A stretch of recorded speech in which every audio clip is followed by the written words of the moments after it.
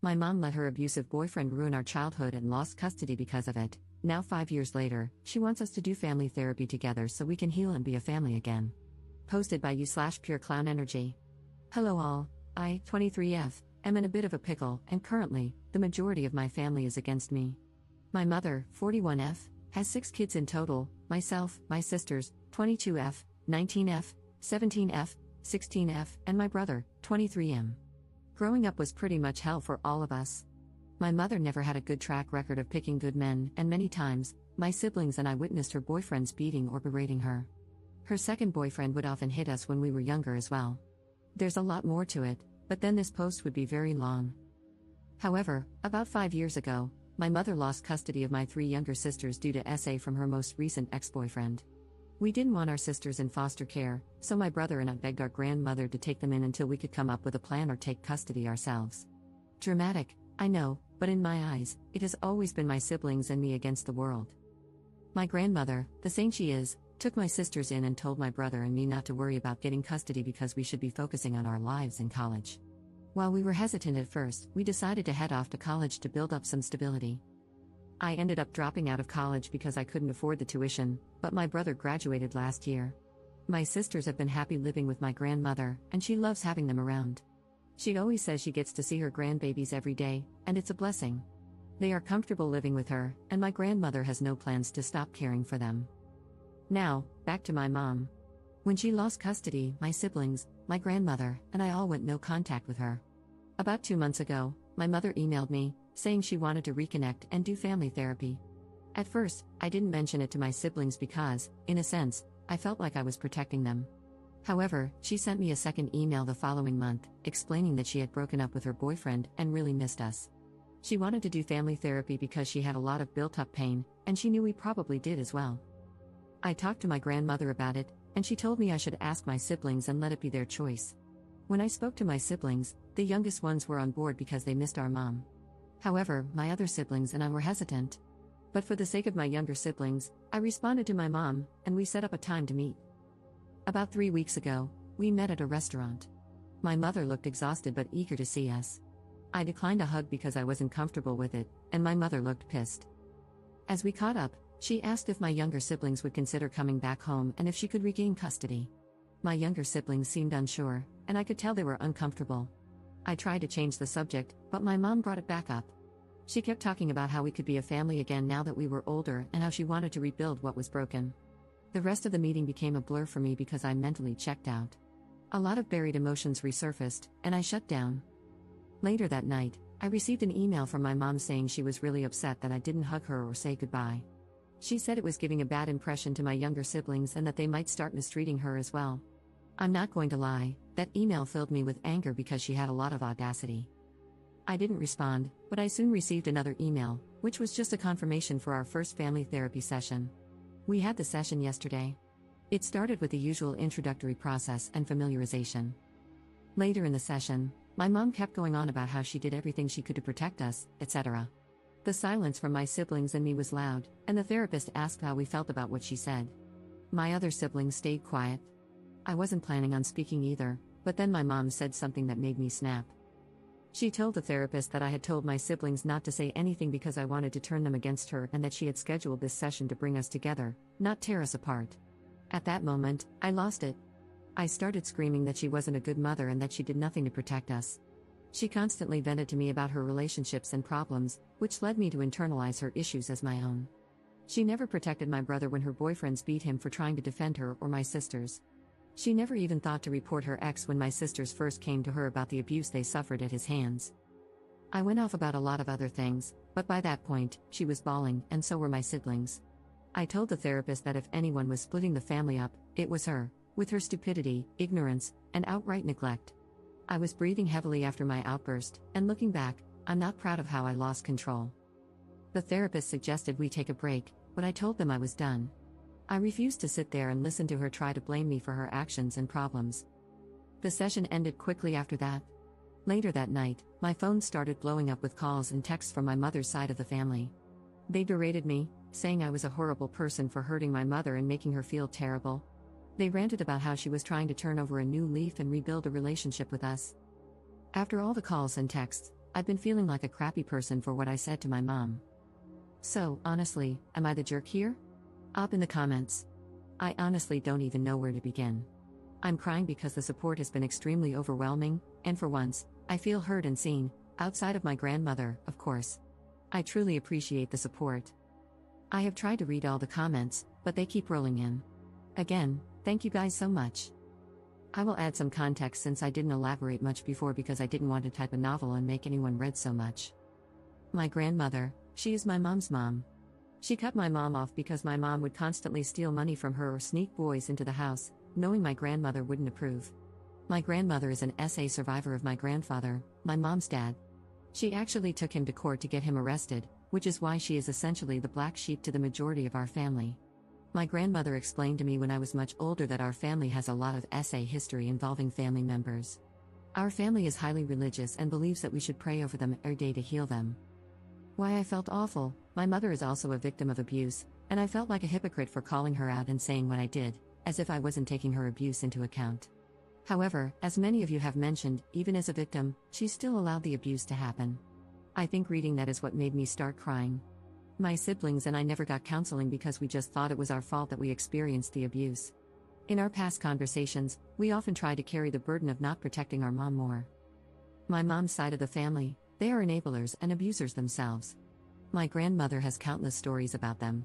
I feel as though a part of them wants my siblings and me to make up so we can appear to be a happy family. They have a serious issue with appearances. My siblings, my brother is the real star of the show, honestly.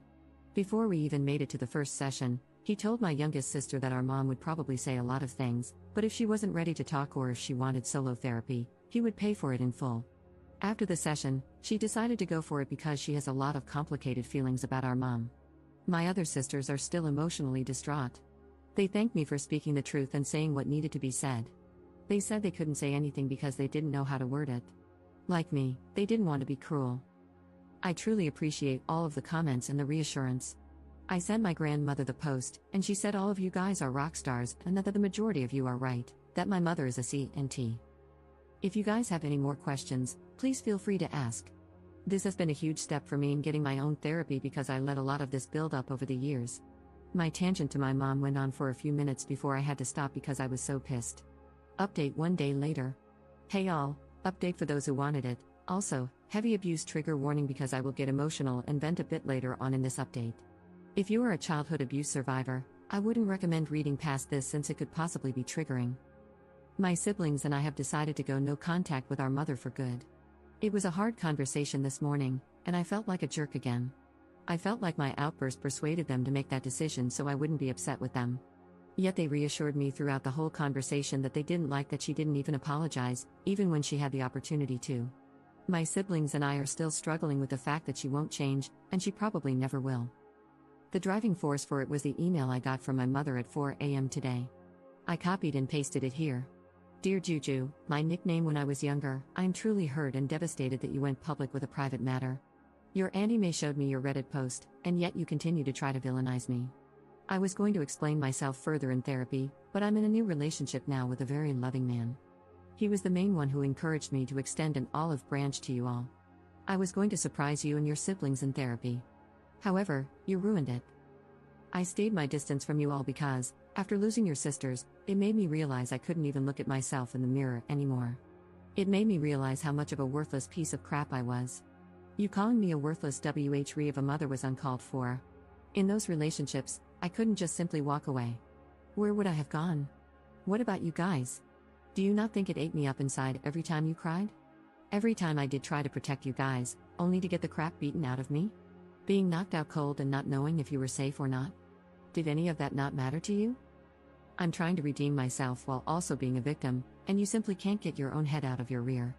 You bitch and complain about your pain, not realizing I was a victim too, Juju. We all were. I hate to sound harsh, but you're an adult and can hear these things now. I tried my damn hardest to protect you all. For you to crap on all my effort in your rant and call me almost every name in the book in front of our therapist, your siblings, and the blatantly visible disrespect to me? All of it was truly uncalled for. I will not have contact with you until you apologize to me for what you said. You broke my heart, Juju, but Mama still loves you. And me going no contact with you is to show that you can't just hurt someone because you yourself are hurting. I will be over to see your sisters later at my mom's place to talk one-on-one with them. I would appreciate it if you were there to apologize. But if you will not, then I highly ask that you not be there. The email really crushed me. I completely understand that she was a victim as well. Like I also mentioned to a kind Redditor who messaged me last night, she did provide what she could. Yet there were many moments we either went hungry or without some necessities. One of my most embarrassing moments was asking strangers on the street for money so my sisters and I could get pads and tampons. My mom's third boyfriend threw ours out because he didn't believe in periods. That whole ordeal, among others, was so damn humiliating. I got a mixture of anger and sadness when she said she tried her hardest to protect us. Where was that determination when her boyfriends would beat the hell out of me and my older brother because we didn't want them alone with our sisters or touching our younger sisters? Where was she when she heard me getting essayed in the room right next to her and heard me screaming for her? It's just an overwhelming sorrow because, in her eyes, she did her best. But in my eyes, she did absolutely nothing, and I told her as much, and then some, in our session. Like many of you pointed out, she may have been a victim, but she did nothing to protect us. I have to sit with that for the rest of my life? My siblings have to deal with that for the rest of their lives. I have to work through all the damage she caused while she gets to play hero and have her redemption arc? I'm done with her, and I'm happy to know the feeling is mutual according to her. She did call my grandmother this morning during breakfast and demanded that she let her see her kids. My grandmother told her that she could try, but she wasn't coming past the gate unless my sisters wanted her to. My grandmother put her phone on speaker and asked my sisters if they wanted to see her. My youngest sister actually responded this time and said no. And not for a very long time, at the minimum. My mom tried to scream at my grandmother, but I could hear her voice cracking from trying not to cry on the phone. My grandmother told her she could go F herself, not to call her again. After that, the conversation about no contact went into overdrive. My siblings have their own memories of her to account for. They aren't comfortable with me sharing them, so I really just shared mine and a bit of my brother's. It's all just so surreal to me. I thought that maybe she was actually okay with being alone, but here she is, not being truthful about when she broke up with her most recent ex. I didn't ask because I don't even care anymore. Yet she's already in a new relationship? It's hard to grasp that my mother just can't be alone. I even feel disgusting calling her my mother because it stings to know that she never really was a mother. Not to me or my siblings. For my family members who have been messaging me, I just blocked them on every social media platform. They stopped trying to call me since I set up my phone with an app to reject all calls from unknown numbers that aren't in my contacts. As for my mom, I copied and posted my response here. Victoria, since you are no longer my mother, I have no need for formality. You make me absolutely sick to my stomach. You know the pain you caused me and my siblings. You know you didn't do crap. You know that you never even had a grain of maternal instinct. If you did, you never would have allowed us to get hurt. I know you can't sleep at night with those thoughts running around in your head. I hope for the rest of your life, it eats you up inside. Your new boy toy will be the only thing by your side when you're frail and almost dust. I'm done allowing you to hurt not only me but my brother and sisters as well. You have no right to try to prance your happy, fake face into our lives now that you see we are doing well without you. It hurts, doesn't it? To know that even through all the BS, we are 10 times better people than you could ever imagine in your twisted little head. You don't have to worry about me contacting you. I will have nothing to do with you. Even after your death, I will have no connection and, hopefully, no memories of you. You may still be alive and breathing, but to me, you are a shallow corpse of a stranger, and I intend to keep it that way. You live in a fantasy world, and I hope on your deathbed, you have such a crippling feeling of regret that you croak on the spot. Don't ever contact me or my siblings again. My brother wants you to know he'll spit on your grave if he ever finds out you died, so sleep well with that, you effing beach. I'm not too proud of my response, but at this point, she is dead to me. She should have been a long time ago, but it felt so good to get that pain from the most internal part of my chest. I'm pretty sure she won't put up a fight since my words hurt her so much. If she does and her antics are crazy enough, I'll update again. However, for now, I'm taking a well-deserved break and signing myself up for therapy. I realize I have a lot of anger and resentment built up that I need to work through correctly and positively. Thank you all for the support and kind messages. I will be posting some of them on a vision board to help me through therapy. Thank you, Reddit, so much for being here in a time of need for a stranger. Love you all.